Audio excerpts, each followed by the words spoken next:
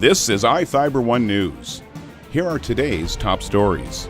More than 1,000 people, including hundreds of law enforcement officers from across the country, gathered Thursday at a memorial service for fallen Kittitas County Deputy Ryan Thompson. Heroes come in all forms, from sheriff's deputies who risk everything to save seniors from a burning building, to a dispatcher who talks a child through life-saving CPR. A Warden woman was sentenced to community service for interfering with a police pursuit involving her son last year. It had been exactly 2,854 days since the white lines and artificial turf of a football gridiron were last seen on center stage at the Town Toyota Center. From the iFIBER 1 newsroom, this is iFIBER 1 News, and it starts now. More than 1,000 people, including hundreds of law enforcement officers from across the country, gathered Thursday at a memorial service for fallen Kittitas County Deputy Ryan Thompson. Uniformed officers lined the streets outside Nicholson Pavilion at Central Washington University as a large procession slowly made its way through campus.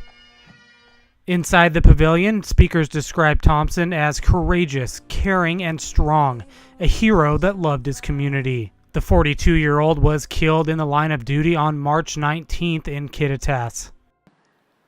When I try to come up with the words to describe Ryan, I like to think about the conversations I have had with his friends, past and present. It didn't matter who I talked to, they all said the same thing. Ryan was caring, loyal, passionate, persistent, or stubborn, depending who you talk to. He was loving, happy, always had a smile, hardworking, and the list goes on. It's going to be fine. It's going to be all right. Those words, those statements were seemingly spoken daily by Ryan. This is not okay, and this is not all right. It's different. Everything will be okay does not mean everything will stay the same. We will adapt. We will change. The void will ever be present in our hearts, however, we will not forget. Ryan knows we are hurting for losing him. He knows we're mad, sad, hurt, confused, and in shock. But he wouldn't want us to feel that way for him. We all know Ryan would look at us, smile, and offer a hug. He would tell us everything's going to be okay and that he loves you. Let's all be more like Rhino. Hug more, tell your people you love them, live our lives to the fullest, and take time to enjoy the journey, because that's what Ryan would want. I will never forget Ryan's laugh or easygoing spirit. Thompson time will always be a thing.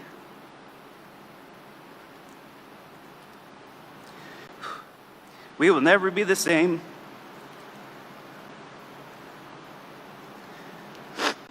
We enjoyed sharing life with you.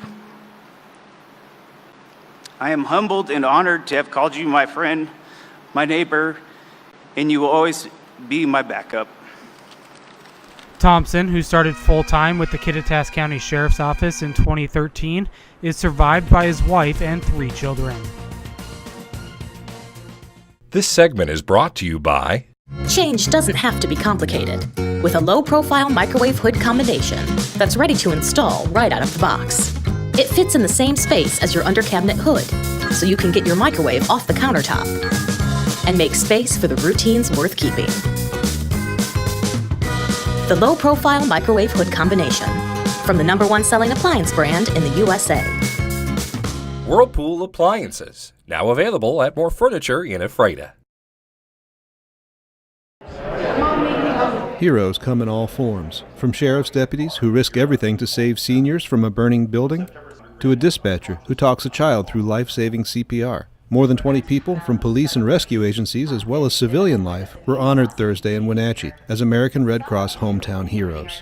Some of our awardees tonight are being recognized for directly or indirectly saving lives, others for rebuilding lives, some for bringing comfort and a sense of normalcy to a night of chaos.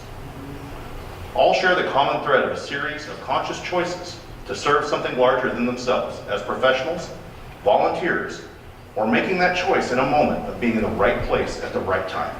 Among the honorees, a married couple, Grant County Fire District 3 Deputy Chief Tony Liebelt and his wife Carol Liebelt when a University of Washington charter bus crash injured more than 50 people near George on Thanksgiving night.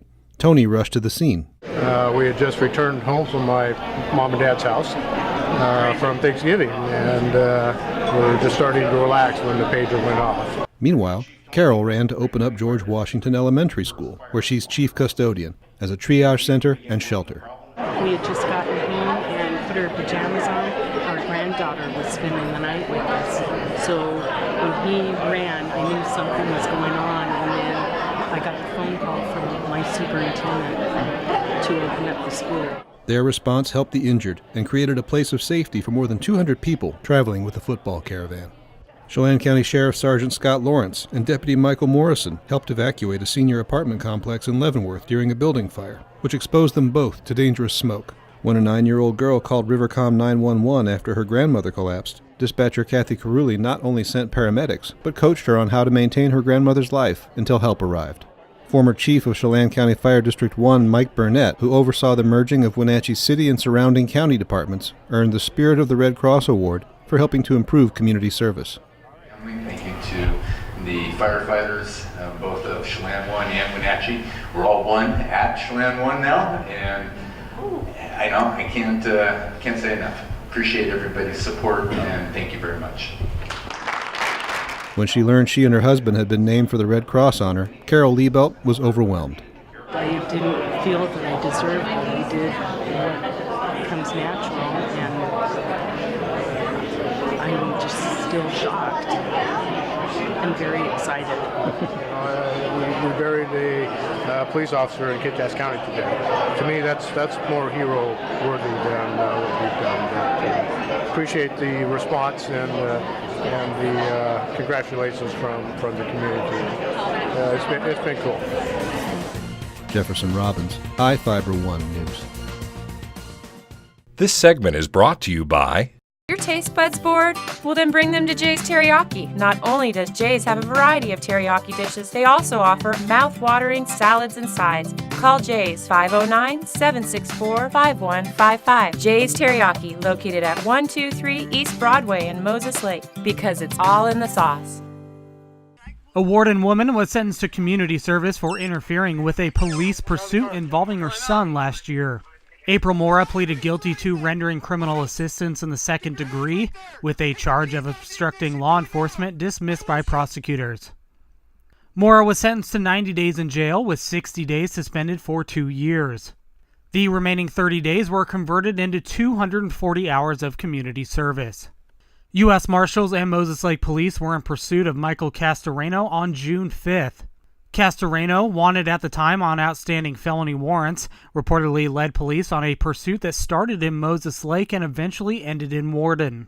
As officers were in pursuit of Castoreno through Warden, video released by Moses Lake Police shows a blue SUV driven by Mora enter the road in the middle of the chase. As Castoreno reportedly took off on foot, the blue SUV is seen again in police video cutting into the pursuit. Moses Lake Police say an officer believed Mora's SUV was going to hit his vehicle as Mora drove toward the patrol car.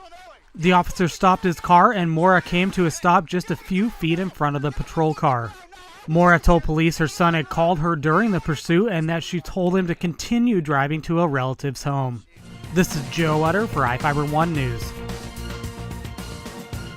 It had been exactly 2,854 days since the white lines and artificial turf of a football gridiron were last seen on center stage at the Town Toyota Center prior to Thursday night when the brand new Wenatchee Valley Skyhawks played their first home game in franchise history against the Reno Express, when Christopher Lamar returned the ball 21 yards to set up Wenatchee's inaugural offensive drive at home.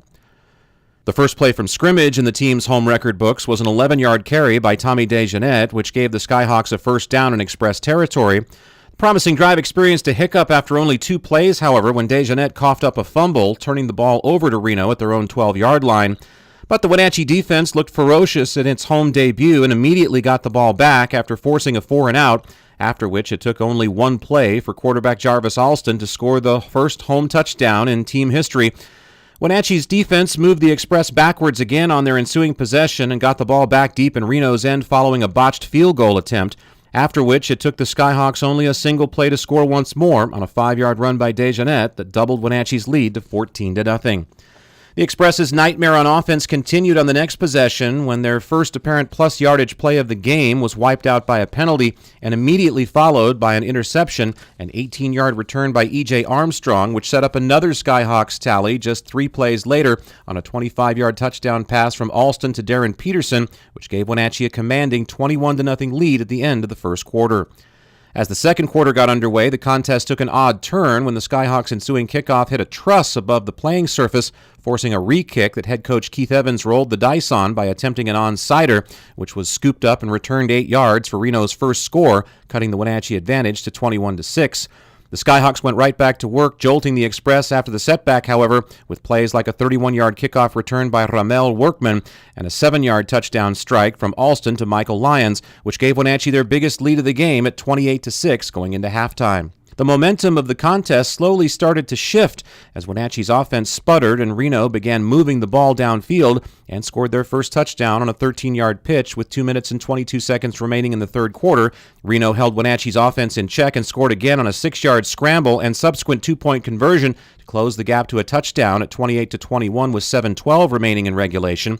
However, from there, the Skyhawks defense buckled down and had Reno quarterback T.J. Oates running for his life most of the game, sacking him 8 times and forcing the beleaguered signal caller to try and utilize both the referees and the fans in row 1 as potential targets. After adding a late touchdown, the Skyhawks went on to a 35-21 victory in their home opener. Wenatchee's win evened up their season record at 1-1 prior to their next game, which will be against the same team at the same venue as Thursday night's contest on April 7th against the Reno Express at Town Toyota Center.